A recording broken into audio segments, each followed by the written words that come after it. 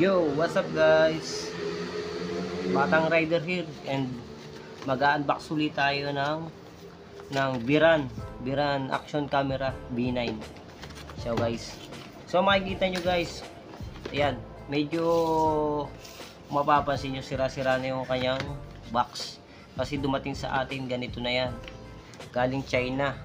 So maraming courier na dunanan, siguro mga binalibag lang to, binalibag nila. Hindi ko lang alam kung bakit na ganito na. Wala nga kasi siyang bubble wrap.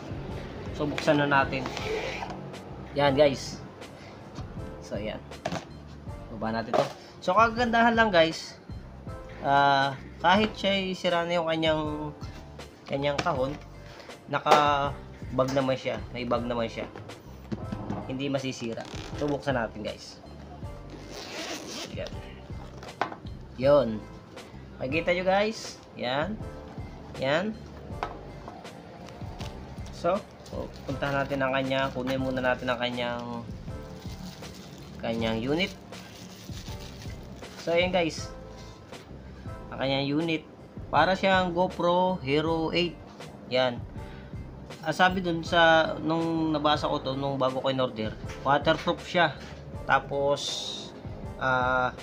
built-in camera na siya, built-in battery, tapos waterproof pa siya. Kaya lang, pag nalubat, charge mo, kailangan kung ikaw ay magdadiving, isang beses mo lang gagamit yan pag sa dagat kasi charge mo pa siya. So hindi mo pwede siyang lagyan ng battery. Kung pag naubos yung charge mo battery, ubos na, charge ka na ulit bago mo magamit. Pero ganda nito, waterproof. Matagal ang battery nito, nakalagay doon ay 1050 mAh ang kanyang battery. Matagal. So ito yung kanyang unit, parang GoPro Hero 8. Yan. Lagyan natin muna sa gilid. So yan ang kanyang manual niya. Yan, manual niya guys. Gilid natin.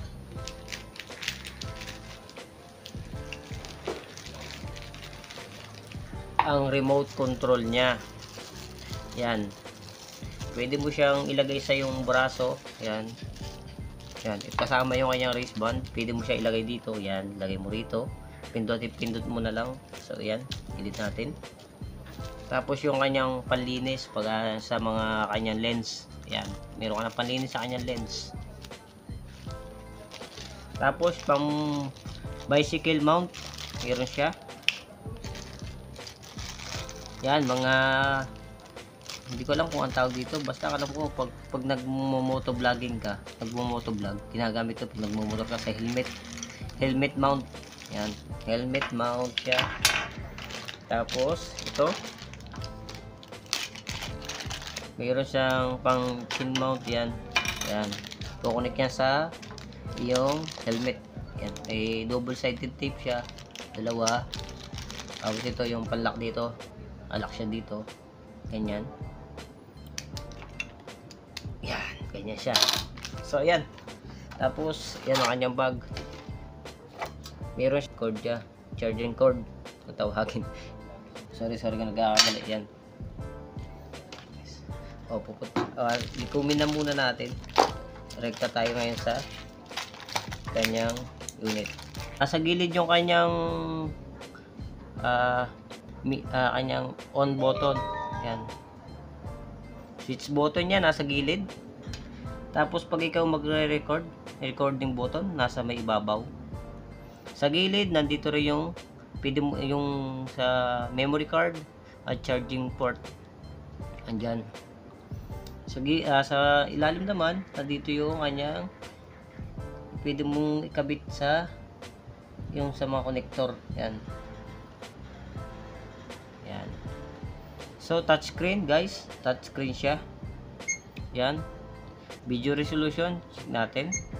Mayroon siya hanggang 2.7K 30 fps. Ang pinaka highest resolution niya 2.7K 30 fps ang kanyang video resolution.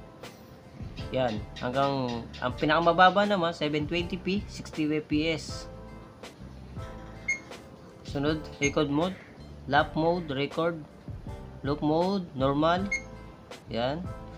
Tapos image visualization, image stabilization niya, meron siya, i-on nyo na lang. Tapos adjust tayo dito. Hop. Balik. Medyo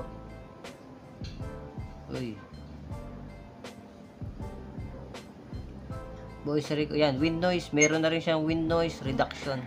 Yan, i-on nyo na lang. Auto, i-on nyo na rin. Yan, normal. Sa setting naman natin sa ayan. So yun guys, papansin ko okay naman kasi sa halagang 2,000, okay na sa halagang 2,000. Waterproof, para ka na rin naka GoPro kung titingnan. Medyo kung pagbabasihan mo nga lang sa GoPro, wala talaga sinabi to sa GoPro. Mura na naman, pero sa mga baguhan na motovlogger, pwede nyo itong bilhin.